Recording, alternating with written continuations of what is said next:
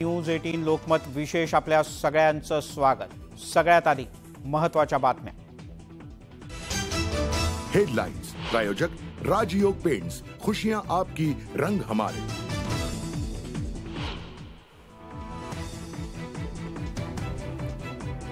शिंदे फडणवीसांनी केली मुंबईतील शिवडी नावाशेवा सीलिंगच्या कामाची पाहणी। सीलिंगचं काम 94% पूर्ण। लवकरच सर्वसामान्यांच्या सेवेसाठी होणार खुला। शिवडी नावाशेवा प्रकल्प राज्यासाठी गेम चेंजर। प्रकल्पामुळे मुंबई शहरातील वाहतूक कोंडी सुद्धा कमी होणार। प्रकल्पाच्या पाहणीनंतर मुख्यमंत्र्यांची प्रतिक्रिया।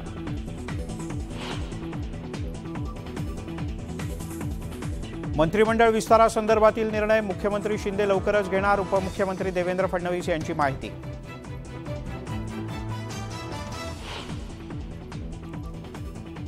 शिवसेनेला केंद्रात मंत्रिपद मिळणार असल्याची सूत्रांची माहिती। खासदारांच्या बैठकीत चर्चा होण्याचीही शक्यता।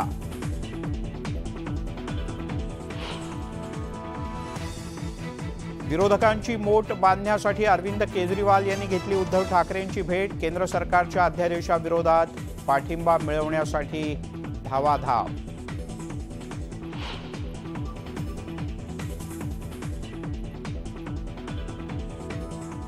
भाजपला पराभूत करण्यासाठी विरोधकांची एकजूट। तर सध्या केजरीवाल उद्धव ठाकरे यांना एकमेकांची गरज। केजरीवाल ठाकरेंच्या भेटीवरून फडणवीसांचा हल्ला।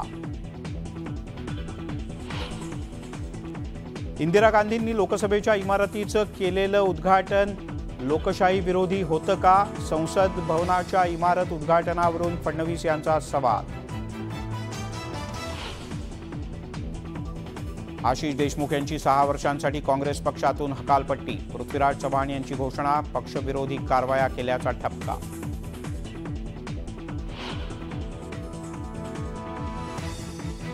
शेतकऱ्यांच्या सिबिल स्कोअरचं कारण देऊन कर्ज नाकारणाऱ्या बँकांना देवेंद्र फडणवीस यांचा इशारा। कर्ज नाकारलं तर थेट गुन्हा दाखल होणार।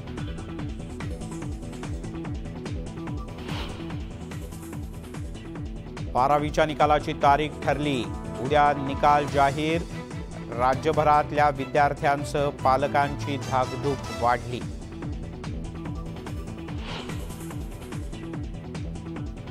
हेल्मेट डेचं निमित्त पुण्यातल्या शासकीय कार्यालयात हेल्मेट सक्ती लागू। विना हेल्मेट कर्मचाऱ्यांवर दंडात्मक कारवाई।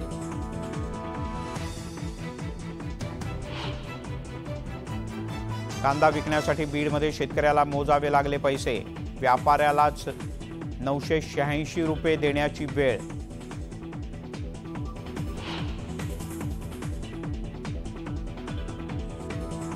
गेल्या 3 दिवसांपासून मान्सून अंदमानातच मुक्कामी। मान्सूनचा वेग मंदावल्यानं शेतकऱ्यांची चिंता वाढली।